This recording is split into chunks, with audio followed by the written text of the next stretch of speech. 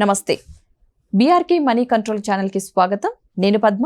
ఈరోజు మనతో పాటు స్టూడియోలో ఉన్నారు founder and CEO of Realtor Oxygen legendary award winner TEDx speaker doctor Nandi Rameshwara garu. వారిని అడిగి అసలు రియల్ ఎస్టేట్లో ఎక్కడెక్కడ పెట్టుబడి పెడితే ఎలాంటి లాభాలు వస్తాయి, అసలు మనీ ఇన్వెస్ట్ ఎక్కడ చేయాలి, భూమిపై చేస్తే ఎలాంటి లాభాలు ఉంటాయి, బ్యాంక్లో సేవింగ్ చేస్తే ఎలా ఉంటుంది, ఫ్లాట్ కానీ ప్లాట్ కానీ ఇండివిజువల్ హౌసెస్ కానీ ఏ ప్లేసెస్లో కొంటే ఎలాంటి బెనిఫిట్స్ ఉంటాయి, ఇలాంటి అంశాలన్నీ కూడా అడిగి తెలుసుకునే ప్రయత్నం అయితే చేద్దాం.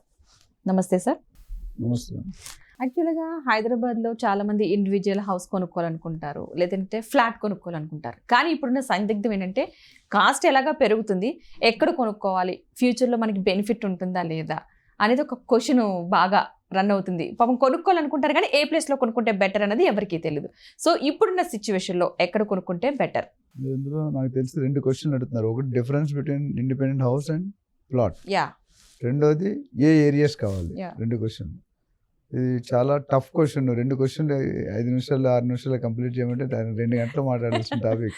ఒకప్పుడు ఇంజనీరింగ్ కోర్స్ ఉండేది, మేము చిన్నప్పుడు చదువుకున్నాడు. విజ్ఞాన్ ట్యూటోరియల్స్, రవి ట్యూటోరియల్ గుంటూరులో ఫేమస్. 1 year ఉండేది engineering entrance crash course. Last join 1 monthలో చెప్పారు క్రాష్ కోర్స్ అని. అంటే 12 నెలలు చెప్పింది 1 నెల మంత్. ఇప్పుడు నేను అలా చెప్పాలి నీకు. ఓకే, ఇది చాలా పెద్ద సమస్య, కామన్ సమస్య. అయితే దీనికి మెయిన్ పారామీటర్ ఫస్ట్ ఒక క్వశ్చన్ అడుగుతున్నాయి, ఇది కొనుక్కోవాలా అది కొనుక్కోవాలా. దాని తర్వాత 2వ క్వశ్చన్కి వస్తాం. ఇప్పుడు ఇండిపెండెంట్ హౌస్ కొనుక్కోవాలంటే బిగ్గెస్ట్ ఛాలెంజ్ ఏంటంటే హెవీ బడ్జెట్. బంజారాల్స్ ఉందనుకో, ఇండిపెండెంట్ 8-10 కోట్లు ఉంటేనే వస్తుంది. అది అంతమంది మీ దగ్గర ఉందో లేకపోతే నా దగ్గర అయితే అంత లేదు. సో ఆబ్వియస్లీ ఫస్ట్ కండిషన్ అది హై కాస్ట్. తర్వాత అమ్యూనిటీస్ అనేవి ఉండవు ఇండిపెండెంట్ హౌస్కి. అదే గేటెడ్ కమ్యూనిటీకి వెళ్తే విల్లాస్ వేరు. ఇండిపెండెంట్ హౌస్ లో మన స్టాండ్ అలోన్ బిల్డింగ్.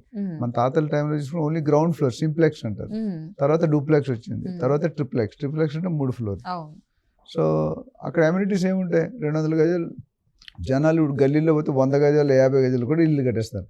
అక్కడ స్విమ్మింగ్ పూల్ ఎక్కడ ఇస్తారు, జిమ్ ఎక్కడ ఇస్తారు, ఇంకేం పార్కులు ఎవరు. కాబట్టి 2వ పాయింట్. 3వది, మీరు నైబరింగ్ కావాలంటే ఉండదు. ఎందుకంటే ఒక ఇంటి నుండి ఫ్లాట్ నుండి ఫ్లాట్కి వెళ్తారు కానీ ఇంటి నుండి ఇంటికి వెళ్ళరు. ఎస్పెషల్లీ బంజారాలు జూబ్లీస్ చూస్తే పెద్ద పెద్ద 1000 గజాలు 2000 గజాల్లో ఉంటాయి. ఇక్కడ కూడా ఒక ఇల్లు దాటి వెళ్ళడం అంటే పెద్ద గగనం. మీకు తెలుసు, అమెరికాలో మీరు ఎదురింటితో మాట్లాడంటే అపాయింట్మెంట్ తీసుకొని మాట్లాడాలి, లేకపోతే జైల్లో పెడతారు, కేసు వేస్తాడు వాడు. ఎదురుడోరు నువ్వు ఢిల్లీ ఇష్టం వచ్చేట్టు కొట్టడం కాదు, ఫస్ట్ వాడికి అపాయింట్మెంట్ తీసుకొని కన్ఫర్మ్ చేస్తేనే మీరు వెళ్ళాలి. అంత స్ట్రిక్ట్ ఉంటుంది. అమెరికాలో డబ్బులు వస్తాయి కానీ మిగతా అన్ని మనకంటే దారుణం ఉంటాయి. ఎవరైనా మరి ఎదురుడు కనిపి హలో అనడం కష్టం అండి. He said who are you, why did you disturb me అంటారు. సో అది 3వది ఏంటంటే, ఫస్ట్ ప్రైస్ చెప్పాము, ప్రైవసీ ఉంటుంది ఇక్కడ ఇండిపెండెంట్ హౌస్లో. కానీ ఫ్లాట్లో అనేది మీ డోర్ తీసి ఎదురు డోర్లు ఏం కనిపిస్తుందో తెలుస్తుంది. అసలు ఈస్ట్ ఫేసింగ్ ఇల్లు ఉంది అనుకోండి, స్ట్రైట్ కిచెన్ వాళ్ళు లేడీస్ కనిపిస్తారు. వాళ్ళు ఏ పొజిషన్ ఉంటారో వంట చేసినట్టు మనకు తెలుసు. It's not really advisable. So ఇది అట్లానే సిటీలో కొనుక్కోవడం వేరు, ఎక్కడో దూరంగా కొనుక్కుంటే మీ పర్పస్ సాల్వ్ కాదు. ఎవరైతే ఫ్యామిలీ మెంబర్స్ ఉంటారో మెయింటెనెన్స్ ఉండదు. ఇక్కడ మెయింటెనెన్స్ ఉండదు, కానీ maintenance handling is very tough. అంటే మీకు సపరేట్గా మెయింటెనెన్స్ ఛార్జీలను తీసుకోరు. మీకు బంజారాస్ ఒక ఇల్లు ఉంది ప్లేస్, ఒకే ప్లాట్ 250 square yards, 3 floors, కింద ఫ్లోర్ సెల్లార్, పార్కింగ్. ఒక ఫ్లాట్కి ఒక ఫ్లోర్కి ఒకటే ఫ్లాట్, ముగ్గురే ఉంటారు. దానికి ఒక వాచ్మెన్ కపుల్ ఫుల్ టైం పెట్టాలి, లిఫ్ట్ ఉంది. సో మెయింటెనెన్స్ 10,000 వస్తుంది ఒక్కొక్కరికి. నేను శాలరీ 10,000, బిల్లు ఒక 5,000, వాటర్ బిల్ ఒక 5,000, తర్వాత లిఫ్ట్ రిపేర్, బల్బులు, వైర్లు, పెయింటింగ్, యావరేజ్ 10,000 పడుతుంది. అదే గేటెడ్గా ఉంటుంటే 2,000, 3,000, 4,000 పడుతుంది. సో ఇండిపెండెంట్ హౌస్లో అది కూడా ఒక ప్రాబ్లం ఉంది. ఫ్లాట్ మీరు ప్లాట్కి వచ్చారు, తర్వాత ఇండిపెండెంట్ హౌస్లో అప్రిషియేషన్ తక్కువ ఉంటుంది కంపేర్ టు ప్లాట్. ప్లాట్ వచ్చేసరికి మీకు సిటీలో దొరకదు. సిటీలో కొనంటే 4 ఇక్కడ కొనాలనుకోండి మీ ఏరియాలో, అది నేను బంజారాలో ఉన్న 3.5 నుండి 4 లక్షల గజం. అంటే ఒక 1 కోటి రూపాయలు కొనుక్కున్నట్టు ఎంత వస్తుంది చూసుకోండి. 50 గజాలు కూడా వచ్చేలా లేదు. 50 గజాలు అంటే 50 into 4 2 కోట్లు. 25 గజాలు. 25 గజాలు మీరు ఎందుకు పనికిరాదు. సో ప్లాట్ అనేసరికి మీరు 50, 60, 70 kilometers దూరం వెళ్ళాలి. వెళ్తే ఏమవుతుందంటే మీకు అడ్వాంటేజ్ ఉంటుంది. ఎందుకు, రేట్ తక్కువ ఉంటుంది. ఎప్పుడైనా ఇన్వెస్ట్ చేసుకునే వాళ్ళు మీరు ఎట్లా అంటే రేట్ తక్కువ ఉన్నదనుకుంటే ఎక్కువ అప్రిషియేట్ అవుతుంది. సపోజ్ ఇప్పుడు మీరు ఇప్పుడు బంజారాలు ఆల్రెడీ సాచురేటెడ్ మార్కెట్, అంటే ఇప్పుడు ఎవరు కొనలేరు. ఎందుకు కొనలేరంటే అంత రేట్ పెట్టలేరు. సో అదే ప్లాట్ 4 లక్షలు కొనుక్కున్నారు, మీ డబ్బులు ఉండేలా, మీ కంపెనీ వాళ్ళు మేము ఎండీ చేశారు, మీరు డబ్బులు ఇచ్చారు 1 కోటి రూపాయలు, 2 కోట్లు, లేదా ఒక 5 కోట్లు పెట్టి కొన్నారు 4 లక్షలు. ఆఫ్టర్ 5 years ఎంత అవుతుంది? 5%, 6% పెరుగుతుంది. అంటే 4,25,000, 4,00,000. అదే మీరు 10,000 పెట్టుకున్నారు అనుకోండి, షాద్నగర్ దాటాక 15,000 పెట్టుకుంటే 2 years 5 years డబుల్ అయిపోతుంది. ఓకే. ఇక్కడ 5 years 5-10%, అక్కడ 100%. 10 years 5 to 6 times పెరుగుతుంది. సో మీకు అప్రిషియేషన్, మీ పర్పస్ ఉంటుంది, మీరు దేనికి కొనుక్కుంటున్నారు.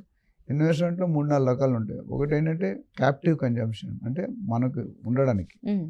అప్పుడు మీరు సిటీకి దగ్గరలో ఉండాలి, ఎక్కడో బాలానగర్లోనో పోలేపల్లి సజ్జో లేదా జడ్చర్లలో ఉండలేరు, కష్టం. అదొక పాయింట్.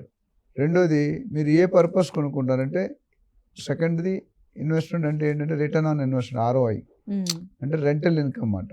మీకు ఫస్ట్ హౌస్ ఉంది, రెండోది హౌస్ కొనుక్కొని రెంట్కి ఇస్తే ఇన్కమ్ సోర్స్.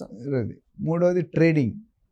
ట్రేడింగ్ అంటే మీరు ఒక దగ్గర కొంటారు, రిజిస్ట్రేషన్ చేసి అడ్వాన్స్ ఇచ్చి ఒక 6 నెలల టైం తీసుకొని విజయకి అమ్మేస్తారు 30% మార్జిన్తో.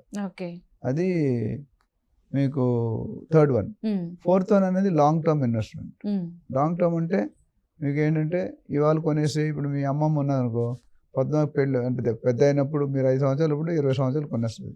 మీ పెళ్ళి అయ్యే టైంకి అది ఎన్నో రెట్లు పెరిగిపోతుంది. డిస్టర్బ్ హోల్డింగ్ కెపాసిటీ, ఎంత హోల్డింగ్ కెపాసిటీ ఉంటే అంత ఉంటుంది. చాలా మంది తెలియని ఏంటంటే ప్లాట్ కొనుక్కునేటప్పుడు ఎవరైనా అమ్ముతున్నారు అనుకో, ఇవాళ ఈ సంవత్సరం 2025, వాళ్ళు 2028 వేసి ఇప్పుడు పెట్టి అమ్మేస్తారు, మనకు తెలియదు. ఎందుకంటే మీరు అమ్ముకున్నారు 6 నెలల తర్వాత కొన్న రేటు కూడా రాదు, నిజమైన ఫ్యాక్ట్ అది. అదే మీరు 5 సంవత్సరాల తర్వాత డబుల్ అవుతుంది. So logic is different. చాలా మంది తెలియదు ఏంటంటే ఎమోషనల్ సెంటిమెంటల్లీ బిల్డర్ చెప్తే అది విన్ను కొనేస్తారు. అలా కొంటే వాళ్ళ లాభాలు ఉండాలి కదా. ఇప్పుడు పెళ్లి కూతురు ఎప్పుడు అందంగా ఉంటుంది, మొత్తం ముస్తాబు చేస్తే అందంగా ఉంటుంది, పెళ్లి కొడుకు కానీ పెళ్లి కూతురు కానీ. ఇప్పుడు ప్రాజెక్ట్ కూడా ఒక 100 ఎకరాల్లో చేస్తుంటే 3 సంవత్సరాలు 4 సంవత్సరాలు పడుతుంది కంప్లీట్ అవ్వడానికి.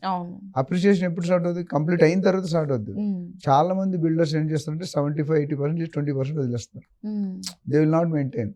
ఎవరు ఇల్లు కట్టుకొని ఉండరు కదా, ఎందుకు లేని సెక్యూరిటీ ఉండదు, గేట్ ఉండదు, గ్రీనరీ ఉండదు, వాల్యూ అటు చూసేవాడికి ఎట్లా ఉంటుంది. అది ఒక పాయింట్. సో ఇన్వెస్ట్మెంట్ పరంగా చూస్తే plot is always better than independent. ఎందుకంటే ఇండిపెండెంట్ హౌస్ 50% ల్యాండ్ ఉంటుంది, 50% కన్స్ట్రక్షన్ ఉంటుంది. కన్స్ట్రక్షన్ అంటే ఆల్వేస్ డిప్రిషియేషన్. ఇప్పుడు మనిషి 20 సంవత్సరాలు ఎప్పుడు ఉన్నాడు, 40 ఎప్పుడు అట్లా ఉన్నాడు, 60 ఎప్పుడు ఉన్నాడు, ఎనర్జీ లెవెల్స్ తగ్గుతుంటాయి కదా, బాడీ ష్రింక్ అవుతుంటుంది, ఎనర్జీ లెవెల్స్ తగ్గుతుంటాయి. సో అట్లానే ఇది కూడా అంతే. ప్రాపర్టీ ఎంత ఎర్లీ అయితే అంత కష్టం. చాలా మంది ఏంటంటే 6 నెలలు 1 year తర్వాత కొనేది అమ్మేద్దాం అనుకుంటారు. సడన్గా కూతురు పెళ్లి సెటిల్ అవుతారు, కొడుకు ఇంజనీరింగ్ సీట్ వస్తుంది అమెరికాలో, అమ్ముకుంటే కొన్న రేటు కూడా రాదు. అప్పుడు తెలుస్తుంది బిల్డర్ మనల్ని. కొంతమందికి అప్రిషియేషన్ అవుతుంది, కొంతమందికి అవ్వదు. ఇవన్నీ చూసుకొని మీరు డిసైడ్ చేసుకోవాలి, డిస్టెన్స్ చూసుకోవాలి. ఇప్పుడు సపోజ్ ఉండాడు అనుకోండి, మీరు ఎక్కడో 70 kilometers వెళ్ళలేరు కదా.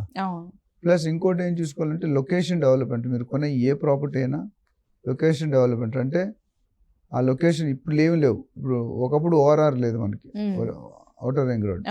అది వచ్చిన తర్వాత ఎంత టైం తగ్గింది మీకు తెలుసు, 100 kilometers/hour వెళ్ళొచ్చు. అదే RRR వస్తుంది. RRR వస్తుందంటే ఇంకా తెలంగాణ బార్డర్ నుండి మీరు హైదరాబాద్ రావడానికి 4 hours పడుతుంది, 3.5-4 hours. ఇప్పుడు RRR రెడీ అయితే ఎంత టైం వస్తుంది? 1.5 to 2 hours. అంటే 50% టైమ్, 50% ఎఫిషియన్సీ, 50% ఫ్యూల్ సేవ్ అవుతుంది. So that's the beauty of Hyderabad. Hyderabad చూసుకుంటే నేను చాలాసార్లు చెప్పాను, fastest city in the country and fastest city in the world, growing city. హైదరాబాద్ని గ్లోబల్ రియల్ ఎస్టేట్ డెస్టినీగా చూస్తున్నారు అంటే యావత్ ప్రపంచం. అందుకని హైదరాబాద్కి ఉన్న మంచి బెనిఫిట్ అంటే ది మోస్ట్, మనకి చాలాసార్లు అవార్డు వచ్చింది ప్రపంచం లెవెల్లో 4 to 5 times. మనం most liveable city in the world, most liveable, most lowest cost of living. Vizag cost of living మనకంటే ఎక్కువ. యాక్చువల్ మనది ఎక్కువ ఉండాలి, అది క్యాపిటల్ కాదు కదా. నేను వైజాగ్లో పుట్టి పెరిగి నాకు తెలుసు, వైజాగ్లో కాస్ట్ ఆఫ్ లివింగ్ వేరు. హ్యూమిడిటీ కండిషన్ తట్టుకోలేరు. అక్కడ ఎప్పుడైనా వెళ్ళారు వైజాగ్? చెమట ఎట్లా వస్తా మీకు తెలుసు. నేను వైజాగ్లో పుట్టాను, ఇప్పుడు వెళ్తే ఉండలేను అక్కడ. హీట్ అండ్ ఇక్కడేంటే మనకు అక్కడికంటే హీట్ ఇక్కడే ఎక్కువ ఉంటుంది, కానీ స్వెట్టింగ్ ఉండదు, ఎయిర్ ఫ్లో ఉంటుంది. Food, any kind of food, Gujarati, Rajasthani, Bihari, అన్ని భాషలు ఉన్నాయి. లాంగ్వేజ్, మనం ఏ లాంగ్వేజ్ అయినా ఇక్కడ సర్వే, హిందీ, ఇంగ్లీష్, తెలుగు ఏది వచ్చినా. తమిళనాడులో హిందీ మాట్లాడితే సర్వే కాదు, నార్త్ ఇండియా వెళ్తే తెలుగు మాట్లాడితే సర్వే కాదు, బాంబేలో ఇంగ్లీష్ ఎక్కువ మాట్లాడు, ఇంగ్లీష్, హిందీ. సో మనకి అన్ని జాతులు, ఎనీ లాంగ్వేజ్. ప్లస్ మనకి ఎటువంటి న్యాచురల్ కెలామిటీస్ ఉండవు. ఏది హుడుహుడు, బుడమేరు, సునామీలు, అవేం ఉండవు మనకి, ఉండవు. ఎందుకంటే మన హైట్లో ఉంటాం. డెక్కన్ ఫిజికల్ జోగ్రఫికల్గా డెక్కన్ ప్లాట్ హైట్లో ఉంటుంది. అదే మన పేర్లు ఎట్లా వచ్చాయి, బంజారా హిల్స్, జూబ్లీ హిల్స్, కౌరీ హిల్స్, నందిగిరి హిల్స్. హిల్స్కి రాకూడదు, మనకు ఒక బెస్ట్ పార్ట్. ఇవన్నీ ఓ పక్క అయితే infrastructure is advantage for more than every city in the country.